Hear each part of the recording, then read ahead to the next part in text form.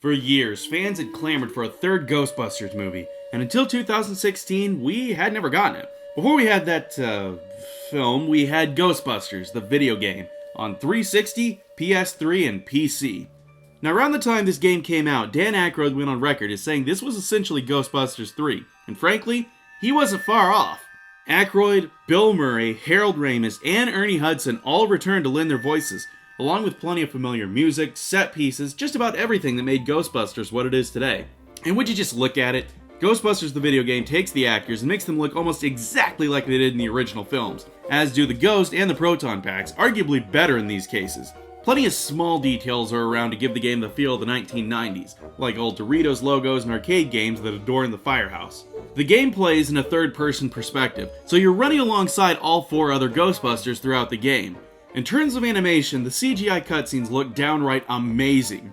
These are, unfortunately, few and far between, but honestly, I would have taken a whole movie made like this. Cutscenes that use the in-game engine don't quite fare as well. Each character looks pretty stiff, and although there is some expression, it doesn't quite stack up with those that were pre-rendered. The soundtrack in Ghostbusters is taken right from the movie. Literally. The score is the exact same songs, and while they sound just as good as they did over 30 years ago, they become repetitive. The problem is that the score was made specifically for the movie, something that's roughly 2 hours. Ghostbusters the video game stretches out to be roughly 8 or so hours, so the themes that would be deemed spookier or thrilling than others are repeated quite often. But the real attraction here is the voice cast, specifically who we named off before. The quality of all four voice actors varies. Ernie Hudson sounds pretty good, sans a few lines, and Dan Aykroyd easily gives the best performance of the entire game. Bill Murray isn't awful, but there's several times he's very quiet or often just bored. Harold Ramis, God rest him, just sounds tired the whole game. Something is clearly off, and while Egon was always the most intellectual of the four, he just sounds near robotic here. But as an overall, the voice acting is very good, and it's a lot of fun to hear them all back together again. Ghostbusters the video game has you playing as the new recruit to the Ghostbusters team. Throughout the campaign, you never actually play as Egon, Ray, Peter, or Winston, rather as just an unnamed newbie who Ray affectionately dubs the Cadet.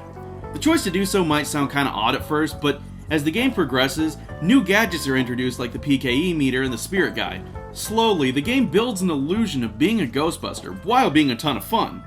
Just like the movies, the Proton Pack destroys nearly everything it zaps, and wrecking the set pieces the game thrusts you in is a blast. The third-person perspective lets you see the Proton Pack, as the majority of your stats are mapped to its side. It's a clever little gimmick to give the Proton Pack more functionality, other than just being the thing that shoots near infinite nuclear beams. Catching and wrangling ghosts into the trap is satisfying, but it's almost the majority of what the game is. Here's the deal. At any given time, you're typically running with at least one of the other crew, if not all four. It's rare that the game has you go solo, which is fine, but that makes the game so easy. You'll hardly get knocked down to begin with, but if you do, the other Ghostbusters will rush to your aid, pull you up, and keep blasting. The AI isn't stupid either. They'll catch ghosts by themselves before you get the chance and are more than eager to help you with your own. Ray says at the beginning of the game that Ghostbusters are all about teamwork, and that sure as hell seems true here, but it never quite feels like the training wheels come off.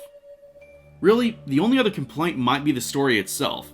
As cool as the whole getting the gang back together thing is, the story is basically a framework to give players a way to play through the original set pieces and scenes from the first two movies. Granted, there's plenty of new and different that Ghostbusters the video game does, but to consider it the third movie does feel like a bit of a stretch. Ghostbusters the video game is a pretty big nostalgia trip. It's a damn good one, don't get me wrong. The new upgrades to the Proton Pack bring some variety to the game, and there are plenty of laughs to be had from the banter between the Ghostbusters.